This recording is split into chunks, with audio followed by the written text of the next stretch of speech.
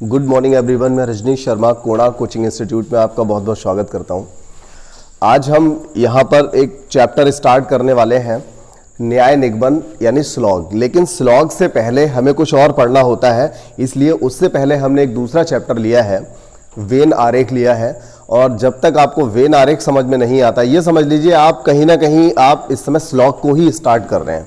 हालांकि प्रश्न यहां से भी आता है, तो स्लॉग स्टार्ट करने से पहले आपको ये पढ़ना पड़ेगा और इसीलिए मैंने इसको स्टार्ट किया है। जब तक आपने ये चैप्टर नहीं पढ़ा है आप स्लॉग नहीं पढ़ सकते, ठीक है। तो ये एक तरह से उसी का ही पार्ट है, तो इसको आज मैं स्टार्ट कर रहा हूं। और देखिए, आप में से कई लोग ऐसे होंगे और बहुत से कोचिंग्स भी ऐसे होते हैं जिनमें इस चैप्टर को कम पढ़ाया जाता है, थोड़ा मुश्किल से ही लिया जाता है। और अगर आपको लगता है कि आपने इससे पहले इसको अच्छे से कभी नहीं समझा है, तो आज की जो भी ये छोटी सी क्लास रहेगी, इस क्लास को आप अच्छे से देखिए, मन से पढ़िए। मैं कोशिश करूंगा कि आपको जो वेन डायग्राम है, वेन डायग्राम से संबंधित कोई समस्या आगे भी ना हो, ठीक है। तो ये चैप्टर आपको बहुत अच्छे से समझ में आएगा। जैसा कि मेरे कुछ और पुराने स्टूडेंट भी अभी देख रहे होंगे, तो उन लोगों को सबको पता होगा कि मैं हमेशा क्वेश्चन से नहीं बल्कि मैं आंसर से पढ़ाया करता हूं। और यहाँ पर आपको क्या करना है, यहाँ आपको एक सही नहीं बल्कि 3 गलत, और यहाँ तो 3 नहीं, मैंने 7 ऑप्शन बनाए हुए हैं, तो 7 में से आपको 6 गलत छांटने पड़ेंगे, तभी आपको बहुत अच्छे से समझ में आएगा। मतलब आप जब चैप्टर को कर रहे होंगे तो आपके दिमाग में क्या क्या आता है। सपोज कीजिए हमने पहला प्रश्न यहाँ पर सीखा और पहले प्रश्न में हमने क्या करा, पहला वाला ऑप्शन हमने देखा और हमें लगता है कि हाँ यार यही ठीक है। तो ऐसे ही कई बार ये कंडीशन आती है कि स्टूडेंट जिस पे भी पहले फोकस देता है और उसे लगता है यही ठीक है, क्योंकि उसे ज्ञान थोड़ा कम होता है। अगर ज्ञान ठीक से होगा उस चैप्टर के बारे में, तो वो सारे जो भी विकल्प दिए हुए हैं उनको ऑपरेशन कर सकता है, उनको बहुत अच्छे से जनरलाइज कर सकता है और बता सकता है कि ये वाला इसलिए नहीं होगा। तो अगर आपको ये पता चल जाए कि हम इन 7 में से 6 कौन से वाले गलत हैं, तो ये सबसे सॉलिड मेथड होगा आपके लिए, जिससे आप कभी भी किसी तरह से गलती नहीं करेंगे। हालांकि मैं जानता हूं कि आपको 3 गलत नहीं ढूंढने हैं, आपको सही ही ढूंढना है, लेकिन 3 गलत जानना ये बहुत जरूरी है, क्योंकि जब आपको ये पता चल जाएगा कि ये वाला प्रश्न इसलिए गलत है, इसमें ये लॉजिक इसलिए नहीं लग सकता, तो समझ लीजिए कि फिर आपकी इस चैप्टर से संबंधित कोई भी गलती भविष्य में नहीं होगी, ठीक है। तो इससे देखिए, रीजनिंग का कोई भी चैप्टर, हालांकि इस चैप्टर से कोई भी रिलेट नहीं करता, ये पहला चैप्टर है, इससे पहले आपने क्या पढ़ा है क्या नहीं पढ़ा ये सारा कुछ मायने नहीं रखता। वैसे हमारे जो भी कोर्सेज जो चल रहे हैं इस समय, वो हमने जेल पुलिस को लेकर के स्टार्ट किया था, तो स्टेट एग्जाम से रिलेटिव जितना भी है उसके लिए इस समय का कंटेंट आपको मिल रहा है। तो अगर उस कंटेंट में आपको सारी चीज़ें पढ़नी है, तो हमने यहाँ पर जो हमारा चैनल है कोणार्क कोचिंग इंस्टीट्यूट नाम से, वहाँ हमने प्लेलिस्ट भी बनाई हुई हैं, तो प्लेलिस्ट के थ्रू भी आप चैप्टर बाय चैप्टर पढ़ सकते हैं। तो आप पढ़ते रहिए, और अगर आपको वीडियोस ठीक लगते हैं तो उन्हें लाइक भी करिए, शेयर करिए, और साथ ही साथ चैनल को सब्सक्राइब जरूर करें और बेल आइकन भी प्रेस करें, जिससे आपको समय से वीडियोस मिलती रहें। और देखिए, मैंने अर्ली मॉर्निंग और अर्ली इवनिंग का एक टाइम रखा है। इवनिंग में जैसे ही 7 बजते हैं, हम उस समय एक लगभग 7 बजे के आसपास वीडियो भी अपलोड करते हैं, 1-2 जैसी भी क्लासेस रहती हैं, और अर्ली मॉर्निंग 7 o'clock भी रखते हैं। और इसमें अगर कोई भी चेंजिंग करानी है तो आप बता दीजिए। हालांकि मैं एक बार में भी वीडियो अपलोड कर सकता था, लेकिन प्रॉब्लम ये है कि कई बार ये होता है कि स्टूडेंट एक बार में सारी चीज़ें नहीं पढ़ पाता है, तो वो 2 टाइम में किया है, जिससे आप अपना अलग अलग टाइम निकाल सको, ठीक है। तो हम स्टार्ट करते हैं यहाँ पर अपना आज का पहला प्रश्न। लेकिन इससे पहले कुछ चीज़ें आपको समझनी पड़ेंगी कि इन सब का मतलब क्या होता है। देखिए, मैं यहाँ पर आपको बता दूं, जैसे एक ये गोला है और इस गोले के अंदर एक दूसरा गोला, इसका मतलब यहां पर क्या है। देखिए, एक गोले के अंदर एक दूसरे गोले का होना, इसका मतलब है, सपोज कीजिए ये आपका, मान लीजिए ये x है और ये y है, तो इसका मतलब ये हुआ y जो है पूरी तरह से x के अंदर है या x में निहित है, ठीक है। तो हम कह सकते हैं यहां पर जितने भी y हैं वो सबके सब क्या है, x हैं, ठीक है। तो जितने y हैं वो सब क्या है, x हैं। या फिर हम ये भी कह सकते हैं कि x का कुछ हिस्सा y के रूप में है, ठीक है। ये बात आपको और अच्छे से कब समझ आएगी, जैसे मान लीजिए ये रहा आपका सुंदर सा भारत, ठीक है। ये पहली बार ऐसा होगा कि आपने भारत का नक्शा ऐसा पढ़ रहे होंगे आज। और ये रहा आपका उत्तर प्रदेश, ठीक है। तो भारत के अंदर उत्तर प्रदेश है, आप समझते हैं। तो हम कह सकते हैं कि जितना उत्तर प्रदेश है वो सब कहीं ना कहीं अखंड भारत का हिस्सा है। और साथ ही साथ आप ये चीज भी समझ सकते हैं कि भारत मतलब जो उत्तर प्रदेश है वो भारत का पूरी तरह से हिस्सा है, लेकिन आप ये भी कह सकते हैं कि पूरे भारत में से कुछ हिस्सा ऐसा है जिसे हम उत्तर प्रदेश नाम से जानते हैं। ठीक है, तो बिल्कुल एक जैसा मतलब हुआ इन दोनों का। मैंने यहां पर क्या बताया कि जो वाई है वो पूरी तरह से एक्स के अंदर निहित है, इसी तरह से जितना उत्तर प्रदेश है वो पूरी तरह से भारत के अंदर निहित है। और या फिर ये कह सकते हैं कि जो वाई है वो एक्स का ही एक पार्ट है, उसी का एक हिस्सा है। इसी तरह से उत्तर प्रदेश भी एक भारत का हिस्सा है। ठीक है, तो ये बात आपको यहां से समझ में आई। ये फुल ओवरलैपिंग कहलाती है, जहां पर पूरी तरह से ओवरलैप किया गया है, पूरी तरह से मतलब जितना भी जो अंदर वाला हिस्सा दिया है वो पूरी तरह से दूसरे से ढका हुआ है, पूरी तरह से उसी के अंदर आता है। ठीक है, तो इसके बाद देखिए हम और अगला एक फिगर किसी को डिस्कस कर लेते हैं, बल्कि हम जो यहां पर दिए हुए हैं सारे फिगर को डिस्कस करेंगे। यहां पर देखिए अगर 2 या 3 4 2 गोले अगर यहां पर अलग अलग दिए गए हैं, इसका मतलब है कि ये दोनों गोले जो हैं ये आपस में जिसको भी हम जैसे भी डिनोट करेंगे, जैसे भी प्रदर्शित करेंगे, इसका मतलब ये होगा कि ए और बी, अगर हम इनको ए बी कह देते हैं तो ए का संबंध बी से नहीं है, ए और बी आपस में रिलेट नहीं करते हैं। अब हम इसको किसी भी तरीके से कह सकते हैं। सपोज कीजिए हमने, देखिए थोड़ा सा बड़ा बना लेते हैं, ये हो गया। देखिए ये रहा आपका उत्तर प्रदेश और ये रहा यूएसए। अब बताइए उत्तर प्रदेश यूएसए से क्या कोई किसी के अधीन है? क्या कोई किसी के तरीके से रिलेट करता है? नहीं करता है, कोई संबंध इनमें नहीं है, तो हमने इनको दूर दूर बना दिया। तो जब दो लोगों में कोई ऐसा संबंध नजर नहीं आएगा दो शब्दों में, तब हम उनको अलग अलग बनाएंगे। ठीक है, और इसके अलावा अगर हम इसमें थोड़ी सी ओवरलैपिंग करते हैं, जैसे यहां पर ये देखिए सी वाले ऑप्शन में ओवरलैपिंग की गई है, तो सी में अगर ओवरलैपिंग की गई है तो आप यहां से समझिए अगर ये ओवरलैपिंग हो रही है तो इसका मतलब होता है कि इसका कुछ हिस्सा इसमें जाता है। ठीक है, अगर ये ए है और ये बी है तो इसका मतलब ए का कुछ हिस्सा बी में जाता है और बी का भी कुछ हिस्सा ए हो सकता है। ये यहां पर इस वाले ऑप्शन से आपको पता चलता है। ठीक है, और इसके बाद देखिए ये हमने कहीं ना कहीं आपको बता ही दिया है। और जब एक दूसरे से ओवरलैप करता है तो ये वाली कंडीशन हुई, और अगर 3 में से तीनों एक दूसरे से ओवरलैप करते हैं, मतलब कोई कंडीशन ऐसी बन है जहां पर ए बी भी हो सकता है, सी भी हो सकता है और एक सी ए भी हो सकता है और बी भी हो सकता है, तो ऐसी कंडीशन में आपका जो ऑप्शन रहेगा कुछ इस तरह का बनेगा। ठीक है, ये तो शब्दों पर डिपेंड करता है वो किस तरह के शब्द देता है। ठीक है, और इसके बाद अगला जो रहेगा, जैसे यहां पर ये दिखाया गया है, तो इसका मतलब ये हुआ कि दो चीजें हैं वो आपस में एक दूसरे से कुछ ओवरलैपिंग कर सकती हैं, लेकिन वो दोनों की दोनों किसी एक तीसरे के अंतर्गत आती हैं। तो आप इस तरह से इसको दर्शाओगे। तो यहां पर सबसे मेन हुआ कि आप फिगर को कैसे समझ पा रहे हो। तो फिगर का जो अर्थ है कम से कम उसे तो समझना ही पड़ेगा। अब हम अपने पहले प्रश्न पे आ जाते हैं, और देखिए हमारे पहले प्रश्न में क्या दिया हुआ है, पुरुष, पिता और माता। क्या दिया है? पुरुष, पिता और माता। तो आप देखिए यहां पर बहुत सारे एग्जाम्पल दिए हुए हैं, बहुत सारे ऑप्शन दिए हुए हैं। हो सकता है कोई सोचे कि नहीं भाई ये वाला ऑप्शन होगा, तो हम देखते हैं कि ये वाला ऑप्शन होगा या क्यों नहीं होगा। अगर नहीं होगा तो क्यों? तो देखिए एक बात हमें समझ आती है कि पुरुष और पिता में एक संबंध है। क्या संबंध है? कि हर पिता जो होगा वो पुरुष होगा। कहने का मतलब पुरुष के अंतर्गत ही पिता आएगा।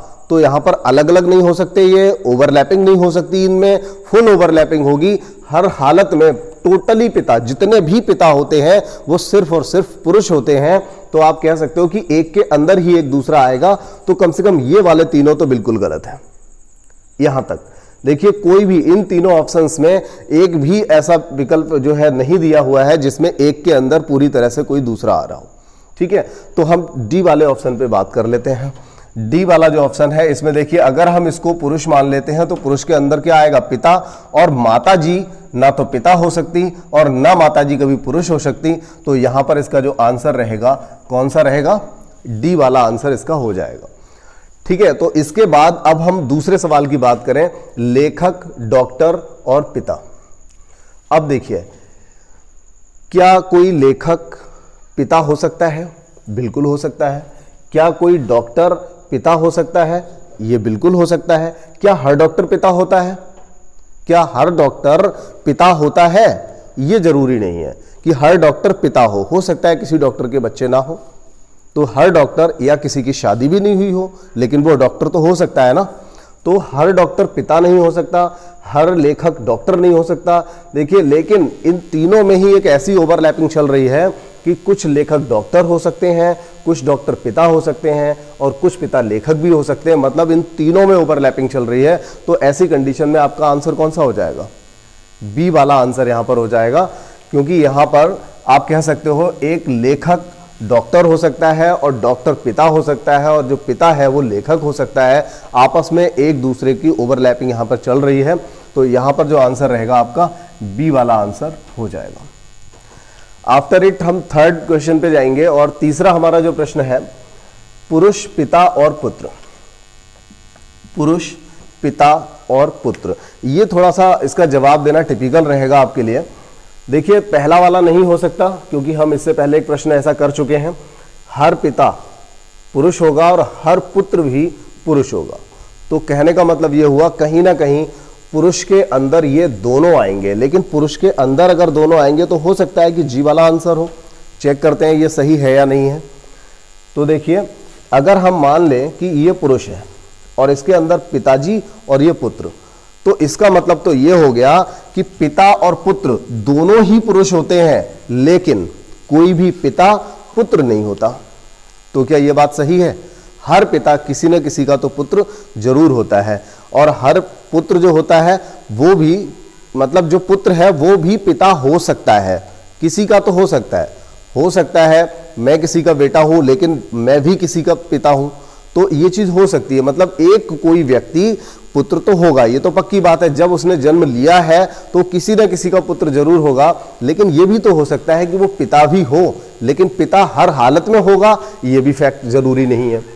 क्योंकि कोई भी व्यक्ति पिता जरूर होगा, ये आप कैसे कह सकते हो सकता है उसकी मैरिज नहीं हुई हो सकता है उसके बच्चे नहीं हो, तो पिता नहीं हो सकता। लेकिन हाँ, अगर वो इस दुनिया में है तो किसी न किसी का पुत्र जरूर रहा होगा।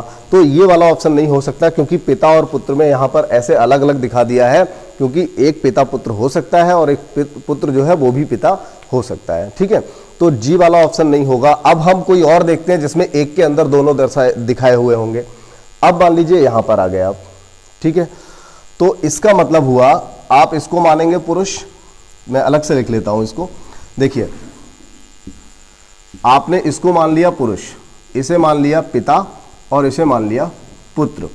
तो देखिए, ये तो ठीक हो गया कि पिता और पुत्र दोनों ही पुरुष के अंदर आएंगे, और यहां पर यह भी दर्शा दिया जो हम अभी बात कर रहे थे कि एक पिता पुत्र हो भी सकता है, एक पिता पुत्र भी हो सकता है और एक पुत्र पिता भी हो सकता है। लेकिन कहीं ना कहीं एक फॉल्ट फिर भी हो गया इसमें कि हर पिता, क्या ऐसा नहीं हो सकता कि हर पिता, जो भी पिता है, यानी कि जो पिता है वो कौन है? पुरुष है, तो वो किसी न किसी का पुत्र जरूर होगा। मतलब कोई भी व्यक्ति, आप इसी फिगर को अगर देखेंगे तो इसमें भी एक गलती आपको नजर आ जाएगी। ये तो ठीक है कि पुरुष के अंदर पिता पुत्र दोनों आएंगे, लेकिन क्या हर पिता जो है वो पुत्र नहीं होगा? जो व्यक्ति किसी का पिता है वो जरूर किसी न किसी का पुत्र भी तो होगा। तो इसका मतलब ये हुआ, सबसे पहले आप अंदर लेंगे पिता को, और पिता किसी न किसी का पुत्र होगा, और पिता पित्र ये दोनों ही क्या होंगे? ये पुरुष जाति के अंतर्गत आएंगे। तो इसका जो आंसर रहेगा, ई वाला आंसर बिल्कुल सही हो जाएगा। देखिए, अभी हम और अगले प्रश्नों को भी लेंगे यहां पर। ये तो स्टार्टिंग में कुछ क्वेश्चंस हमने ले रखे हैं और सभी अच्छे प्रश्न हैं, लेकिन मैं आपसे कहता हूं कि आप अपना इनको पढ़ने का जो मेथड है, जरूरी नहीं कि आप 100, 150, 200 प्रश्न करें, 20-30 ही करिए, लेकिन करने का मेथड ऐसा होना चाहिए जिसमें आप हर विकल्प का, हर फिगर का ऑपरेशन करें। आप उसको ठीक से समझें कि ऐसा है तो क्यों है और ऐसा नहीं है तो क्यों नहीं। ठीक है, अगर आप ये चीज समझ जाते हैं तो आपको बहुत ज्यादा प्रश्नों की पढ़ने की जरूरत नहीं है, क्योंकि यहां पर 3-4 लॉजिक पे ही काम होता है। बल्कि जो मैंने स्टार्टिंग में बताया था कि ऐसे ऐसे फिगर बनते हैं, तो बस उन्हीं पे काम होता है। बस 2-3 चीजें और होती हैं जिनकी आपको जानकारी होनी चाहिए। ये वैसे बेसिक चीजें हैं, ये सब आपको पता ही होता है। ठीक है, तो हम और अगले प्रश्न पे जाएंगे। चौथा नंबर है माता, डॉक्टर और रोगी। तो सबसे पहले प्रश्न का ही अर्थ समझ लेते हैं। माता, डॉक्टर और रोगी, क्या कोई माता डॉक्टर हो सकती है? बिल्कुल हो सकती है। एक मां डॉक्टर हो सकती है। क्या हर मां डॉक्टर होगी? बिल्कुल नहीं। क्या एक डॉक्टर रोगी हो सकता है? बिल्कुल हो सकता है। क्या हर डॉक्टर रोगी होगा? बिल्कुल नहीं, ऐसा नहीं कह सकते। क्या एक रोगी मां हो सकती है? एक रोगी मां हो सकती है। क्या हर रोगी मां हो सकता है या हो सकती है? नहीं। क्या हर माता रोगी होगी? नहीं होगी, लेकिन कुछ माताएं रोगी हो सकती हैं। तो मतलब ये हुआ, यहां पर भी ये बिल्कुल वैसा प्रश्न हो गया जैसा कि हमने ये किया था। ये देखिए, आप यहां पर देख रहे होंगे कि एक माता डॉक्टर भी हो सकती है, एक मां रोगी भी हो सकती है, और एक डॉक्टर माता और रोगी दोनों हो सकता है, एक रोगी डॉक्टर भी हो सकता है और माता भी हो सकती है। कहने का मतलब ये तीनों आपस में ओवरलैप करते हैं, तो यहां पर भी हमारा आंसर जो रहेगा बी वाला इसमें हो जाएगा। ठीक है, इसके बाद देखिए ये कितना सिंपल सा एक प्रश्न आ गया आपके सामने, फल, आम और बैगन। तो आपको पता है कि यहां पर आम जो है एक फल होता है, फल ही नहीं, फलों का राजा होता है। तो आम जो है वो फल होता है और बैगन फल नहीं होता, ये सब्जी के अंतर्गत आता है। तो हम कह सकते हैं कि एक के अंदर एक आएगा, मतलब फल के अंदर आम आएगा और बैगन बिल्कुल अलग आएगा। तो ये बिल्कुल सही जगह पर रखा हुआ है, सामने वाला ऑप्शन इसमें बिल्कुल ठीक हो जाएगा। ठीक है, बात समझ में आ रही है? अगला प्रश्न है 6ठा नंबर, डॉक्टर, अध्यापक और वकील। ये जवाब जो है इसका क्या रहेगा? आप लोग चाहे तो पहले वीडियो को पॉज करके, रोक करके आप अपना आंसर डाल सकते हैं। मैं तो फिलहाल बताऊंगा ही। आप अगर आपको ये समझ आता है तो पहले वीडियो को रोकिए और आंसर इसका डाल दीजिए एक बार। देखता हूं कितने लोग सही डालते हैं। वैसे मैं कई दिनों से देख रहा हूं कुछ बच्चे एक्टिव हैं और वो जवाब अपने देते रहते हैं, और कुछ जो लोग ऐसे हैं जो व्हाट्सएप पे जवाब देते हैं, उसका स्क्रीनशॉट लेकर के व्हाट्सएप पे जवाब देते हैं। तो व्हाट्सएप की बजाय आप वहीं पे जवाब दिया करें। ठीक है, प्रश्न नंबर डाला करें कि इस प्रश्न का जवाब ये रहेगा। ठीक है, और वैसे मैं पूरी वीडियो में एक आधी प्रश्न छोड़ता हूं, तो ऐसे कुछ बच्चे हैं, एक तपन है, तपन अक्सर मैं देखता हूं कि मुझे व्हाट्सएप ही करता है, तो ऐसे लोग वहीं पे जवाब दे दिया करें। अगला देखिए 7वां प्रश्न है यहाँ पर। चलिए, हाँ 6ठा मुझे बताना था। तो देखिए, डॉक्टर, अध्यापक और वकील। अब यहाँ पर आप थोड़ा सा घूम सकते हैं, अगर आपको नहीं पता है तो आपका माइंड जो है थोड़ा सा डिस्टर्ब हो सकता है ऐसे प्रश्न के लिए जवाब देने में, और या फिर ये हो सकता है कि आप गलती करेंगे लेकिन आपको गलती का एहसास नहीं होगा। आपको लगेगा कि एक डॉक्टर जो है वो अध्यापक हो सकता है, एक वकील साहब भी अध्यापक हो सकते हैं, क्योंकि हमारे पड़ोस वाले एक वकील हैं, वो पढ़ाते भी हैं। तो ये चीज़ें किसी के मन में आ सकती हैं, लेकिन यहाँ पर आपको एक फैक्ट याद रखना है कि जो पेशे होते हैं, ये पेशे हैं, किसी का पेशा है। प्रोफेशनली कोई वकील है या प्रोफेशनली डॉक्टर है या अध्यापक है, तो कोई भी डॉक्टर वकील नहीं हो सकता और डॉक्टर अध्यापक नहीं हो सकता। ये पक्की बात होती है पेशे की जहां हम बात करें। लेकिन आजकल व्यक्ति जो है मल्टी टैलेंटेड व्यक्ति है, तो कुछ भी करता है। जो वकील है वो शाम में जाके क्लिनिक भी खोल के बैठ सकता है, अगर उसके पास कोई डिग्री डिप्लोमा ले रखा है उसने तो, और साथ ही साथ कोई वकील है तो वो टीचिंग भी कर सकता है। ये कोई बहुत बड़ी बात नहीं है, आजकल ऐसा होता है। लेकिन हम यहाँ पर प्रश्न कर रहे हैं क्योंकि हमें अपना आंसर सही लाना है, तो ऐसी कंडीशन में हमें इस बात का ध्यान रखना पड़ेगा, अगर पेशे दे रखे हैं, मतलब पेशा दिया है, अपना प्रोफेशन दिया हुआ है, तो ऐसी कंडीशन में आप क्या करेंगे, प्रोफेशन में कभी एक दूसरे की ओवरलैपिंग नहीं करेंगे। इट मीन्स यहाँ पर हमारा आंसर जो रहेगा ए रहेगा, क्योंकि ये सभी पेशे हैं, अलग अलग होते हैं। ठीक है, इस बात का बहुत ध्यान रखिएगा, ये चीज आपको कंफ्यूज कर सकती है अगर आपने जो बात मैं बोल रहा हूं अगर उस पर ध्यान नहीं दिया तो। अगला है महिला, मां और बहन। ठीक है, महिला, मां और बहन, ये बताइए इसमें कौन सा होगा। हो सकता है आप सोच रहे होंगे कि एक महिला माँ भी हो सकती है, माँ बहन भी हो सकती है, बहन महिला होती है, माँ महिला होती है, तो शायद आंसर बी की तरफ आपका जा रहा होगा। लेकिन बी वाले आंसर का मतलब तो ये हो जाएगा, अगर इसको हमने माँ मान लिया, ये बहन हो गई, ये क्या नाम है, बहन और महिला माँ अलग अलग अगर इनको हम मान लेते हैं, तो इसका मतलब ये हो जाएगा, अगर इसको हमने माँ और इसे बहन और इसे महिला, तो इसका मतलब होगा कि हर महिला बहन नहीं होती, ठीक है, या हर बहन महिला नहीं होती, तो ये गलत हो जाएगा। तो कहीं ना कहीं आपको ये समझ आना चाहिए, माँ बहन दोनों ही महिला होती हैं, इसका मतलब एक के अंदर ही दोनों आएंगे। ठीक है, एक के अंदर दोनों। अब किसी को ये वाला कंफ्यूजन भी हो सकता है, कौन सा वाला, इन दोनों में, इन दोनों प्रश्नों में भी आपको कंफ्यूजन हो सकता है। आपको लगेगा कि जैसा पुरुष पिता और पुत्र दिया था उसी तरह से महिला माँ और बहन दिया होगा, तो ऐसी कंडीशन में आपको क्या करना पड़ेगा। तो देखिए यहां पर आप ई वाले आंसर को ही चेक कर लीजिए सबसे पहले। तो ई वाले आंसर से अगर हम देखेंगे तो हमें पता चलेगा कि ये गलत है या सही है। देखिए सपोज कीजिए हमने कहा ये महिला है, बिल्कुल ठीक है।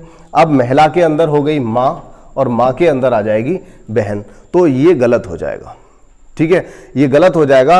अगर आपने ये महिला लिया और महिला के अंदर ले लिया, देखिए ये महिला और महिला के अंदर माँ, माँ के अंदर बहन, तो इसका अर्थ क्या हो जाएगा, जरा इसका अर्थ निकालते हैं। इसका मतलब हो जाएगा हर बहन जो होती है वो माँ होती है।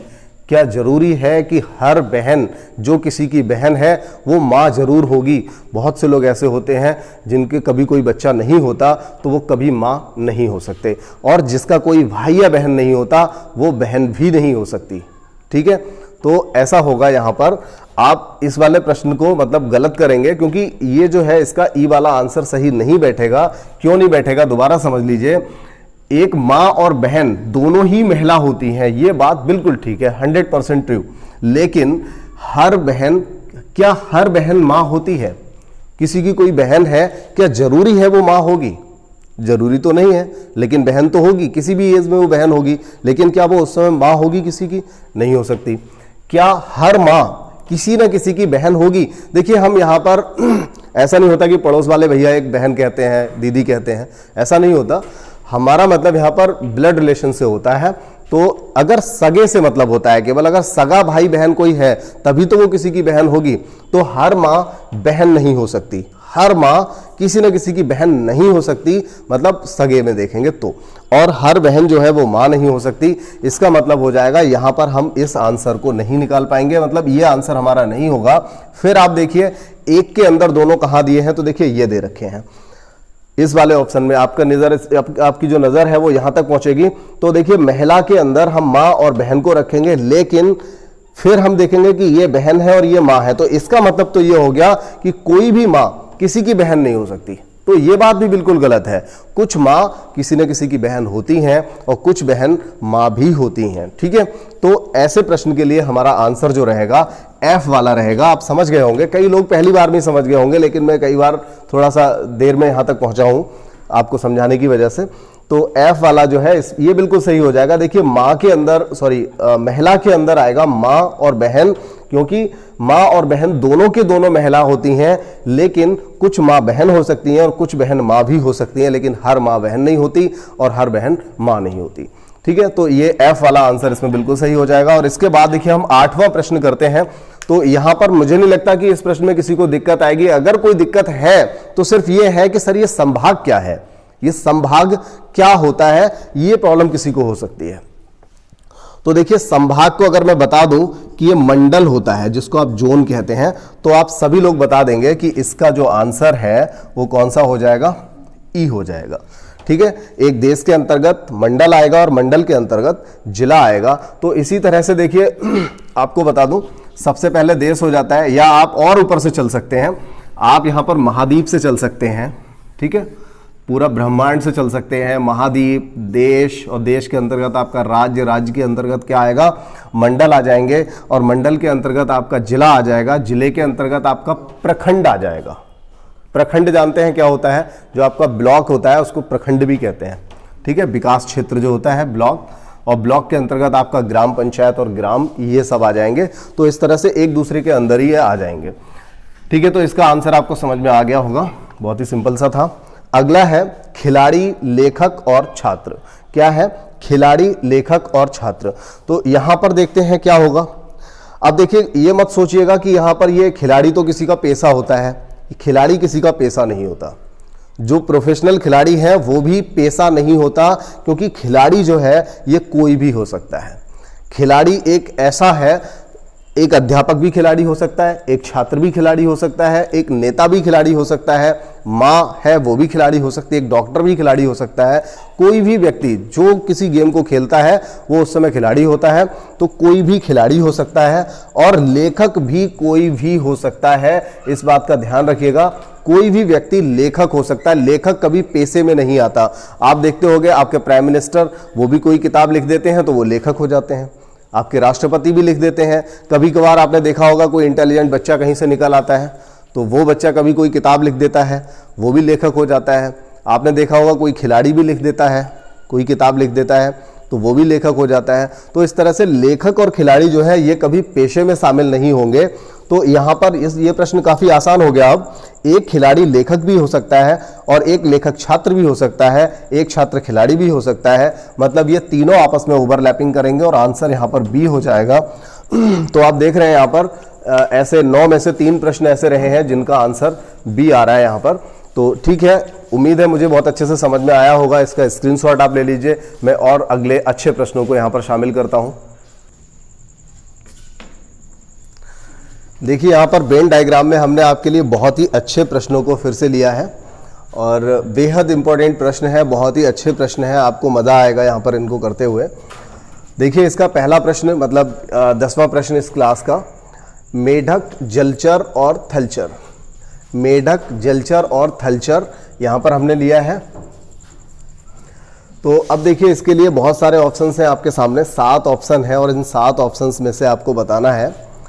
तो मेढक जो है वो एक जलचर भी होता है और थलचर भी होता है। तो कहने का मतलब ये है कुछ ऐसे जंतु होते हैं जो जलचर और थलचर दोनों होते हैं, जिनके अंतर्गत कौन आता है, एक मेढक भी आता है। तो ऐसा फिगर कौन सा हो जाएगा? हो सकता है कई लोग इसमें से इस वाले फिगर की तरफ जा रहे हों, लेकिन ये नहीं हो सकता, क्योंकि अगर ये वाला मेढक, मान लीजिए हम इसको मेढक मानते हैं, ये जलचर और थलचर हुआ, तो कुछ मेढक जलचर भी हो गए, थलचर भी हो गए, बचे हुए मेढक के हवा में उड़ते हैं? नहीं उड़ते। तो इसका मतलब ये हुआ कि ये वाला ऑप्शन सही नहीं होगा। अगर हम यहाँ पर जाते हैं तो भी यही मतलब होगा कि ये मेढक हो गया, ये जलचर हो गया, ये थलचर हो गया, तो ये जो बचे हुए मेढक हैं ये क्या करेंगे? तो ये भी गलत हो गया। अगर हम इसकी तरफ जाएं तो ये भी सही नहीं हो सकता, और अगर इसकी बात करें तो ये भी देखिए ठीक नहीं होगा, क्योंकि हर जलचर थलचर नहीं होता और हर मेढक जलचर या थलचर दोनों के अंतर्गत इस तरह से भी नहीं आएगा, क्योंकि हर जलचर जो होता है वो थलचर के अंतर्गत भी नहीं आता है। तो देखिए अब हो सकता है कि आपका ध्यान जी की तरफ जा रहा हो।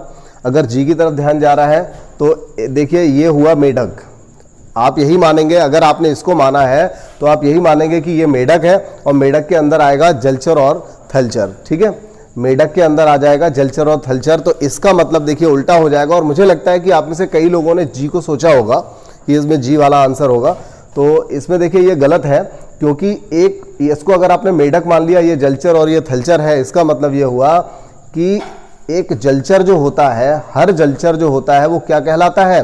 मेढक कहलाता है। तो ये बात भी बिल्कुल गलत हो गई, तो ये भी सही नहीं है। इसका मतलब यहाँ पर इसका जो आंसर सही रहेगा वो एफ होगा। आपको ये बात समझानी है।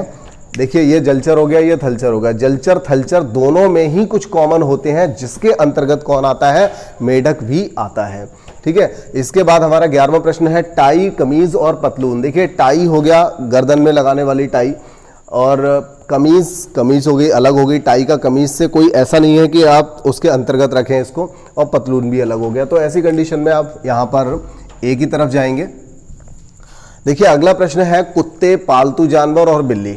तो ये काफ़ी अच्छा प्रश्न है, कुत्ते, पालतू जानवर और बिल्ली। तो अगर हम इसी को जनरलाइज करें, इसके बारे में अगर हम सोचें, तो देखिए क्या होगा कि एक पालतू जानवर जो है उसके अंतर्गत बिल्ली कुत्ता दोनों ही आता है, लेकिन क्या हर कुत्ता पाला जाता है या हर बिल्ली पाली जाती है?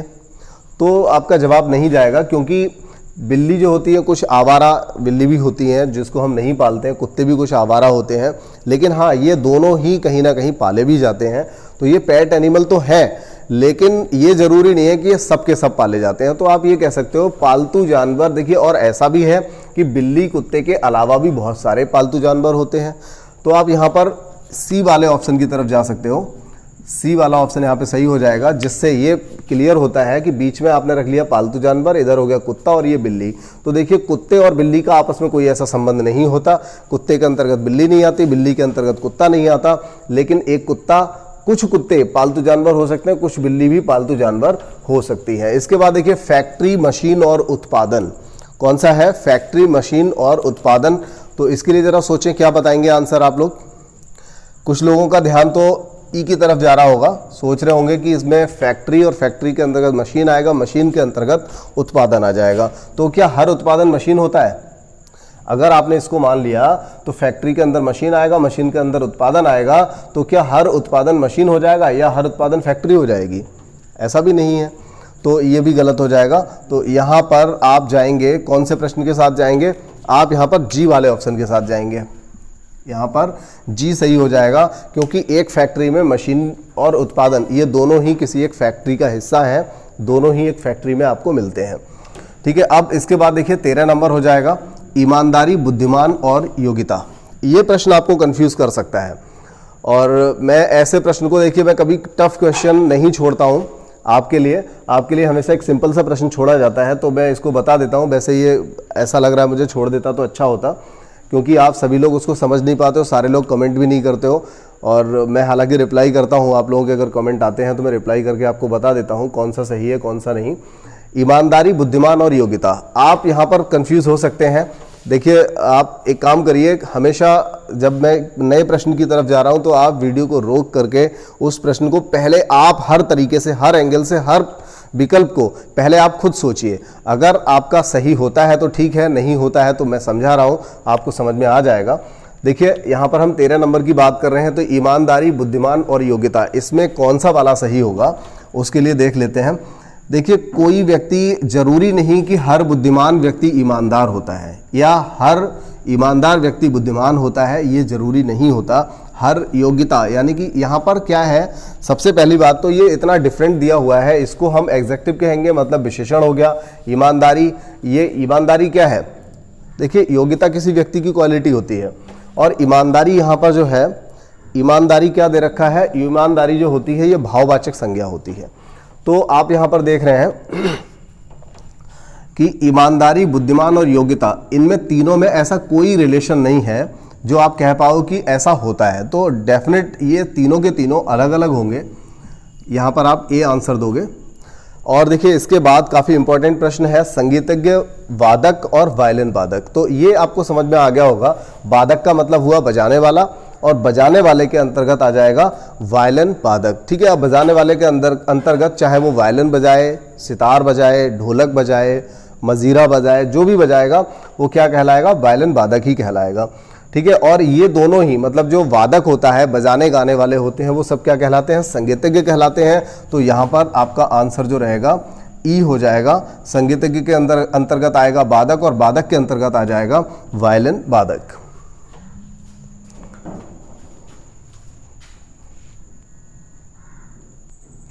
अगला प्रश्न इसके बाद देखिए 14 हमने कर लिए थे, 15 नंबर देख लें। विद्यार्थी, टेनिस खिलाड़ी और क्रिकेट खिलाड़ी। विद्यार्थी, टेनिस खिलाड़ी और क्रिकेट खिलाड़ी। तो देखिए एक व्यक्ति विद्यार्थी भी हो सकता है, साथ ही साथ वो टेनिस का खिलाड़ी भी हो सकता है, क्रिकेट का खिलाड़ी भी हो सकता है, लेकिन ये बिल्कुल ज़रूरी नहीं है कि हर विद्यार्थी क्रिकेट का खिलाड़ी होगा या हर विद्यार्थी टेनिस का खिलाड़ी होगा, या हर टेनिस का खिलाड़ी क्रिकेट का खिलाड़ी होगा, या हर क्रिकेट का खिलाड़ी टेनिस का खिलाड़ी होगा। मतलब ये पूरी तरह से तो किसी में भी ओवरलैपिंग नहीं करेंगे, लेकिन तीनों एक दूसरे से रिलेट हैं, तो आप यहाँ पर बी ऑप्शन दे सकते हो। ठीक है, इसके बाद देखिए आता है आपका 16 नंबर, धूम्रपान करने वाले, बीड़ी पीने वाले और कैंसर रोगी। तो देखिए जितने व्यक्ति भी धूम्रपान करने वाले हैं वो सबके सब बीड़ी पीने वाले होंगे आप ये नहीं कह सकते, या उन्हीं में से कैंसर होंगे, कैंसर रोगी होंगे ये भी नहीं कह सकते, लेकिन जो व्यक्ति बीड़ी पीता है वो धूम्रपान करने वाला जरूर होगा। ठीक है, तो बीड़ी पीने वाले के अंदर आ जाएगा धूम्रपान करने वाला। ठीक है, तो यहां पर आप कह सकते हो। और जो कैंसर रोगी है, देखिए कुछ लोग तो ऐसा भी बनाने की कोशिश करेंगे कि बीड़ी वाले के अंदर, मतलब धूम्रपान करने वाले के अंदर आएगा बीड़ी वाला और बीड़ी वाले के अंदर आ जाएगा कैंसर रोगी। तो ऐसा नहीं होता, जरूरी नहीं है कि बीड़ी पीने वाला ही कैंसर रोगी हो। कई बार जो लोग धूम्रपान नहीं करते हैं उन लोगों में भी कैंसर होता है, और बहुत सारे ऐसे केसेस होते रहते हैं। तो आप यहाँ पर ऐसे सवाल के लिए कौन सा आंसर दोगे? इसके लिए डी वाला आंसर हो जाएगा, जिसमें देखिए ये सबसे ऊपर क्या हो गया, धूम्रपान करने वाले, उसके अंतर्गत आ जाएगा बीड़ी पीने वाला, और कुछ इस तरह से ओवरलैप करते हुए, क्योंकि कोई भी धूम्रपान करने वाला कैंसर रोगी हो सकता है, बीड़ी पीने वाला भी हो सकता है, लेकिन धूम्रपान ना करने वाला व्यक्ति भी कैंसर रोगी हो सकता है। ठीक है, इसके बाद देखिए 17 नंबर है यहाँ पर खिलाड़ी, विवाहित और टेनिस खिलाड़ी। क्या है खिलाड़ी, विवाहित और टेनिस खिलाड़ी? ये जो सवाल है इसका जवाब आपको कमेंट में देना है। ठीक है, अगला 18 नंबर देखिए मच्छर, चींटी और कीड़े। तो यहाँ आपको सिंपली समझ में आ रहा होगा कि मच्छर और चींटी दोनों ही कीड़े के अंतर्गत आ जाएंगे, तो 18 के लिए हम जी ऑप्शन सही करेंगे। और देखिए अगला है गणित अध्यापक, लोकप्रिय अध्यापक और अध्यापक, मतलब गणित अध्यापक जो गणित पढ़ाने वाले अध्यापक हैं, और साथ ही साथ कुछ अध्यापक लिए हैं और लोकप्रिय अध्यापक लिए हैं। तो इस सवाल के लिए कौन सा आंसर रहेगा, जरा इसके लिए सोचिए, वीडियो को रोक करके ही सोचिए अगर मैं बोल रहा हूं तो। देखिए अगर आप लोगों ने वीडियो को रोक करके देखा है तो, और आपने ABCDEFG इन 7 में से कोई भी लगाया है तो आप गलत हैं। ठीक है, क्योंकि यहां पर 7 में से कोई भी आंसर सही नहीं होगा। क्यों सही नहीं होगा जरा समझ लेते हैं। देखिए कोई भी गणित अध्यापक जो होगा वो अध्यापक के अंतर्गत ही आएगा, तो सबसे ऊपर हमने अध्यापक को ले लिया, और हर गणित अध्यापक जो होगा वो सिर्फ और सिर्फ वो अध्यापक ही होगा, मतलब जो व्यक्ति गणित पढ़ा रहा है उसको हम सिर्फ अध्यापक ही कहेंगे, वो पूरी तरह से अध्यापक के अंतर्गत आएगा। इसके बाद हम बात करें लोकप्रिय अध्यापक, तो अगर लोकप्रिय अध्यापक कहा जा रहा है तो भी होगा तो वो अध्यापक के अंदर ही।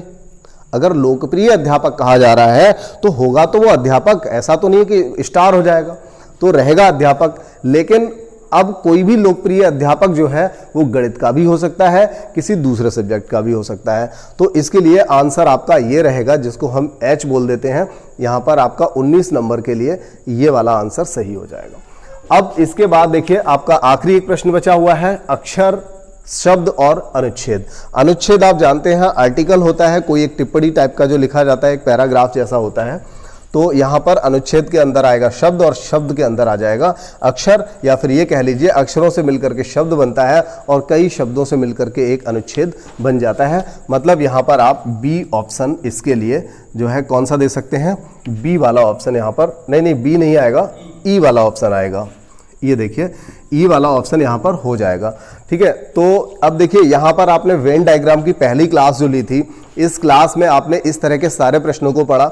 इसके बाद आप क्या करेंगे, ऐसे जब आपने इस वीडियो को बहुत अच्छे से समझ लिया है, जिस तरीके से मैंने बताया, अगर आपने उस तरीके से ही पढ़ा है तो आप अपने और अगले प्रश्नों को करिए, किसी भी बुक से आप प्रश्नों को करिए, उम्मीद है मुझे आपको दिक्कत नहीं आएगी।